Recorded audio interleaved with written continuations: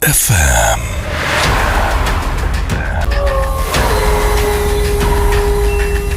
বিশ্বাস করা না করাটা আপনার ব্যাপার।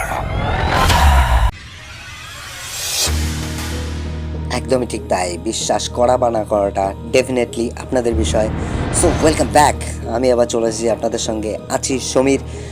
সো আজকে কিন্তু আমাদের স্টুডিওতে কোনো গেস্ট নেই। সো আজকে আমাদের একটি দাদাভাই ইমেল পাঠিয়েছেন, তিনি যেভাবে করে লিখেছেন আমরা তেমনি করে বলার চেষ্টা করব। সো আজকে আমাদের যে ঘটনাটি আছে খুবই ইন্টারেস্টিং হতে চলেছে ঘটনাটি, এবং আমাদের সঙ্গে কমিউনিকেট করার জন্য একটি নাম্বার সেট আপ করা আছে। সেই নাম্বারটি আপনারা লিখে নিয়ে আমাদের সঙ্গে কমিউনিকেট করতে পারেন। সেই নাম্বারটি হচ্ছে 7363918161।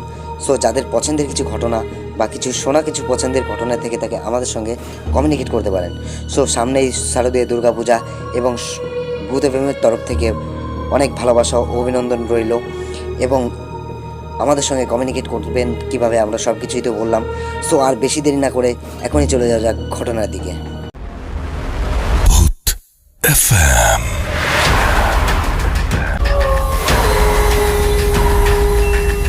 বিশ্বাস করা না করাটা আপনার ব্যাপার। সালটা ছিল 1978, এবং ঘটনাটি ঘটে যে দাদাভাই আমাদেরকে ইমেল করেছেন তার কাকুর সঙ্গে। তিনি পেশায় ছিলেন একজন স্টেশন মাস্টার, এবং তার বাড়ি ছিল পুরো স্টেশনের কাছাকাছি, এবং সঙ্গত কারণে আমি তার নাম ঠিকানা সব কিছুই গোপন করছি। তো তিনি ডিউটি ছিল তার দিনের বেলাতে, এবং দিনটি ছিল রবিবার। তিনি বেলা 12টার সময় ডিউটিতে এসে হঠাৎ লাইন সিস্টেম চেক করার জন্য তিনি স্টেশনের নিচে যান, এবং স্টেশনটি ছিল পুরো টার্নিং মতো, এবং তিনি দেখতে পান একটি মহিলা কোলে বাচ্চা নিয়ে হেঁটে চলে যাচ্ছেন পুরো রেলের মাঝখান দিয়ে। তো তিনি অনেকবার করে ডাকার চেষ্টা করলো, ওইখান দিয়ে যেও না, ওইখানটায় গেলে পরে বিপদ আছে, এবং ওইখান দিয়ে ট্রেন আসছে। তো তিনি কোনো কিছু শুনতে পাচ্ছিল না, কোনো কিছুই রেসপন্স করছিল না। তার কিছুক্ষণের মধ্যে এক্সপ্রেস ট্রেনটি চলে আসলো, এবং খুব বিভৎসভাবে সেই মহিলাটি ট্রেনে কাটা পড়ে, এবং যে কোলে বাচ্চাটি ছিল সেই বাচ্চাটি বেঁচে যায়। সেই বাচ্চাটি ছিটকে পড়ে একটি বালুর গাদার উপরে। তো সেই বাচ্চাটি বেঁচে যায়। সবাই তাকিয়েছিল, স্টেশনের সবাই তাকিয়েছিল, মেয়েটি কি সত্যি কি সুইসাইড করলো না অন্য কিছু, বা কিছু শুনতে পায়নি এই জন্য দুর্ঘটনা হয়ে গেছে। তারা কিছুই বুঝে উঠতে পারছিল না, এবং স্টেশন মাস্টারটি দৌড়ে গিয়ে দেখে সেই মেয়েটি পুরো বিচ্ছিরি অবস্থায় ট্রেনে কাটা পড়ে, এবং সেই বাচ্চাটি বালুর বস্তার উপরে কান্না করছে। সেই বাচ্চাটিকে কোলে উঠিয়ে নিয়ে চলে আসে, এবং এসে স্টেশনের সবাইকে খবর দেয়, গার্ডকে খবর দেয় যেরকম দুর্ঘটনা হয়েছে। তো সবাই মিলে ধরাধরি করে বডিটাকে স্টেশনের একটি ঘরে নিয়ে আসা হলো। তারপরে পুলিশকে ইনফর্ম করা হলো। তারপরে সেই বাচ্চাটিকে তারা ভেবেছিল যে তাদের ফ্যামিলির যদি কেউ আসে তাহলে সেই বাচ্চাটিকে দিয়ে দেওয়া হবে, তাদের কাছে ফিরিয়ে দেওয়া হবে। এবং 2 দিন কেটে যায়, 4 দিন কেটে যায়, 6 দিন কেটে যায়, কেউ তার খবর নিতেই আসে না, এবং তারা কোনো কিছুই রেসপন্স করে না যে এই মহিলাটি কার বাড়ির, এই মহিলাটি কে বা বাচ্চাটি কে, এবং তারা কোনো কিছুই বুঝে উঠতে পারছিল না। 1 মাস কেটে গেল, এবং তার আগে বলে রাখা ভালো যে মহিলাটি ট্রেনে কাটা পড়েছিল 1 সপ্তাহের মধ্যেই। তার কোনো খবর না আসার কারণে তারা সেই মহিলাটিকে দাহ করে দেয়, তা সৎকার করে দেয়, এবং সেই বাচ্চাটিকে সেই স্টেশন মাস্টারটি, তার তো কোনো ছেলে মেয়ে বা কোনো সন্তান ছিল না, এই জন্য তিনি স্টেশন সবাইকে রিকোয়েস্ট করে সেই বাচ্চাটিকে তার কাছে রেখে দেন। তো তিনি সেই বাচ্চাটিকে নিয়ে তার ঘরে চলে আসেন, এবং স্ত্রীকে বলেন যে এটা এরকম ঘটনা হয়েছে। সেই বাচ্চাটি পুরো একা ছিল, তার কোনো ফ্যামিলির কোনো যোগাযোগ কেউ করছিল না, এই জন্য আমি নিয়ে আসলাম। সেই মহিলাটিও খুব খুশি হয়। স্টেশন মাস্টারের বউটা খুব খুশি হয় এবং সেই বাচ্চাটিকে নিজের মেয়ে হিসাবেই তারা দুজনেই মেনে নেয় এবং তারা দুজনেই স্নেহ ভালোবাসা দিয়ে তারা বড় করতে শুরু করে। এবং মেন ঘটনাটি ঘটে কিন্তু সেই বাচ্চাটির সঙ্গেই বেশি ঘটে। হঠাৎ তিনি একদিন স্টেশন মাস্টারের বউ একদিন রাতের বেলায় ঘুমিয়ে আছে এবং তিনি অনুভব করছেন যে তার পাশে সেই বাচ্চাটি নেই। মায়েদের দেখবেন যে একটি বাচ্চা যখন জন্ম হয় তখন তার মা বুকের ওপর হাত দিয়ে রাতেরবেলা ঘুমায় এবং তিনিও সেভাবেই ঘুমিয়েছিলেন এবং রাতেরবেলা অনুভব করছে তার হাতের নিচে ফাঁকা, কোনো কিছুই নেই। তো তিনি পুরো অন্ধকারের রাতে তিনি খাটের উপরে অনেক জায়গায় হাত রায় কিন্তু কিছুই দেখতে পায় না এবং হঠাৎ ঘরের কোনায় তার চোখ পড়লেই তিনি দেখতে পান একটি কালো অবয়ব একটি মূর্তি, মানুষের মতন কিন্তু তাকে দেখা যাচ্ছে না, মানুষের হাইটেই সে তার বাচ্চাটিকে কোলে নিয়ে আছে এবং তিনি খুবই ঘাবড়ে যান, চিৎকার করে ওঠেন, কেউ ওখানে, এরকম বলে ওঠেন, কে ওখানে। তখন সেই সাদা কাপড় পরা মহিলাটি দৌড়ে এসে খাটের উপর বাচ্চাটিকে রেখে অন্ধকারে মিলিয়ে যান, কিছু দেখতে পায় না সেই মহিলাটা। তখন তার সেই স্টেশন মাস্টারের বউটি ঘরের লাইটটা জ্বালালেন এবং তার বাচ্চাটিকে দেখতে পেলেন এবং সেই বাচ্চাটিকে কোলে নিলেন এবং তিনি খুবই ভয় পেয়েছিলেন এবং ঘরের বাতিটা সবসময় জ্বালিয়ে রাখলো, কখনো নিভালো না এবং সে রাতেবেলা তার কোনো ঘুম হলো না। তারপর দিন সকালবেলা যখন স্টেশন মাস্টার বাড়িতে ফিরল তখন তিনি বলছিল যে এরকম এরকম ঘটনা আমার সঙ্গে হয়েছে, আমি কিছু বুঝে উঠতে পারছিলাম না, আমি খুব ভয় পেয়ে আছি। তো স্টেশন মাস্টার তখন বলল যে এটা অস্বাভাবিক কিছুই না, এটা তোমার মনের ভুল বা স্বপ্ন দেখেছো, এরকমটা হতে পারে নাকি। তো তিনি এটা অস্বাভাবিকভাবে কিছুই নিল না, স্বাভাবিকভাবেই নিল। তো একদিন দুদিন কেটে যাওয়ার পরে তখন কিছুই আর হয় না, তখন মোটামুটি স্বাভাবিক হয়ে যায়। তারপরে এক সপ্তাহ যাওয়ার পরে তারপরে তিনি একদিন দেখতে পান তার বাচ্চাকে খাটে শুয়ে রেখে তিনি বাইরে জল বা কিছু করতে গেলেন, জল আনতে গেলেন বা কিছু একটা করতে গেলেন। তখন তিনি জানলাতে দেখতে পান যে একটি সাদা কাপড় পরা মহিলা, রাতের বেলায় হচ্ছে কিন্তু এটা, সাদা কাপড় পরা মহিলা তার বাচ্চাটিকে কোলে উঠিয়ে নিয়েছেন।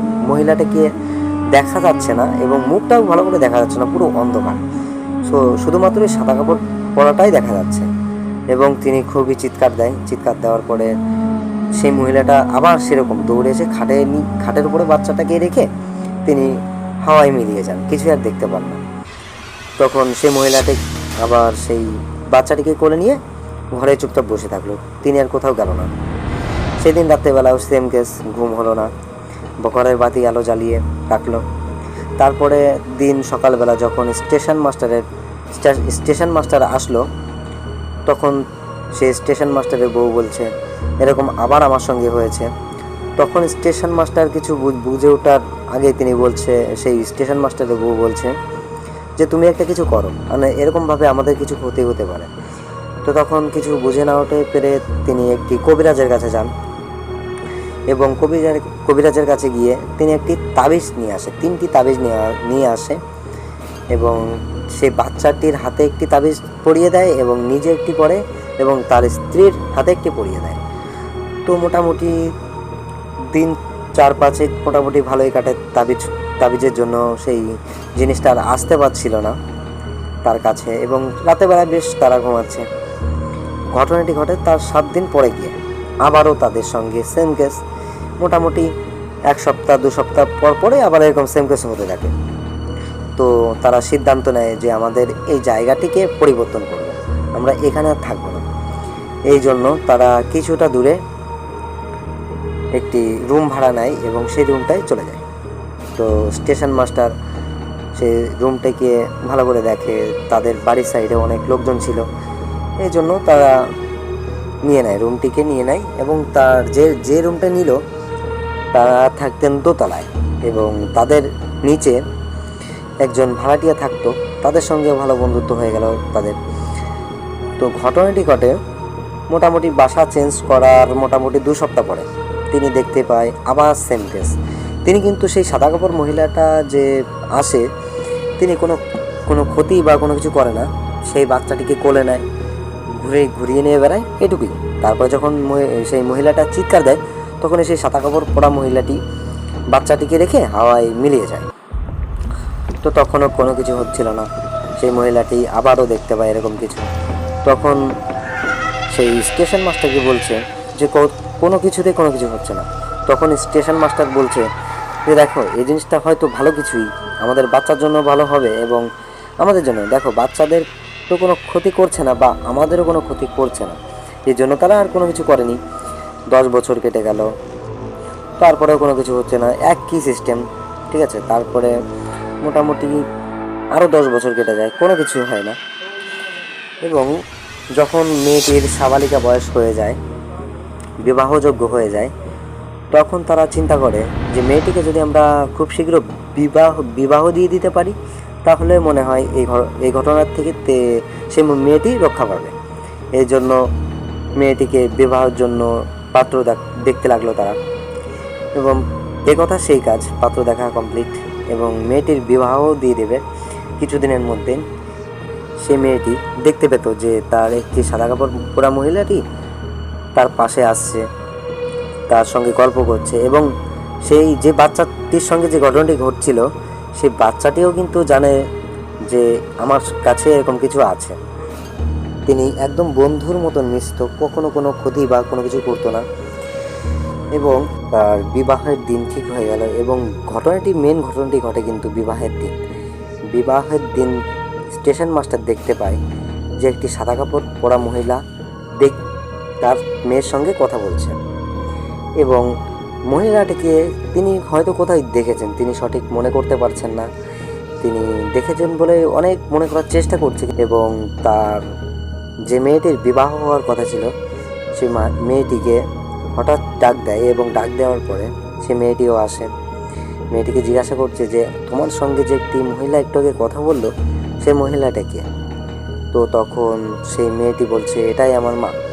তো তখন তিনি বুঝতে পারলো যে মেয়েটি 20 বছর আগে তার চোখের সামনে টেনে কেটে যে মারা গেল, সেই মহিলাটিকে দেখেছেন, এবং তিনি খুব অবাক হয়ে যায়। তাকে তো খুব অনেক দিন আগেই তার সম্পূর্ণ সব কিছুই করে দেওয়া হয়ে গেছিল, তিনি আবার হঠাৎ করে এখানে আসলো কী করে?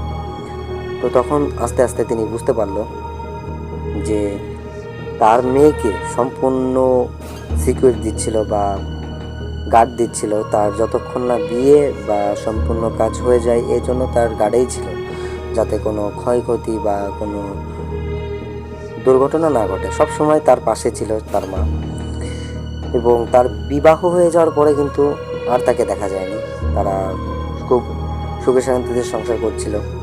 তারপর থেকে তারা সেই মহিলাটিকে আর দেখতে পায়নি, এবং পরে খোঁজ নিয়ে জানা যায় যে সাদা কাপড় পরা মহিলাটি তার মেয়ের কাছে আসতো, সেই মেয়েটি ছিল যে ট্রেনে কেটে গেছিল যে মহিলাটা, তিনিই আসতো তার মেয়েকে পুরো সেফটি দিতে এবং সবসময় তার পাশে থাকতো। তো এই ছিল ঘটনা, এবং এরপরে তার নাম ঠিকানা সব কিছুই শেয়ার করেছেন, এবং সঙ্গত কারণে আমরা তার নাম ঠিকানা কিছুই বলছি না। তো সবাই ভালো থাকবেন, শুভ কাটুক আপনার দিনগুলো। ভূত FM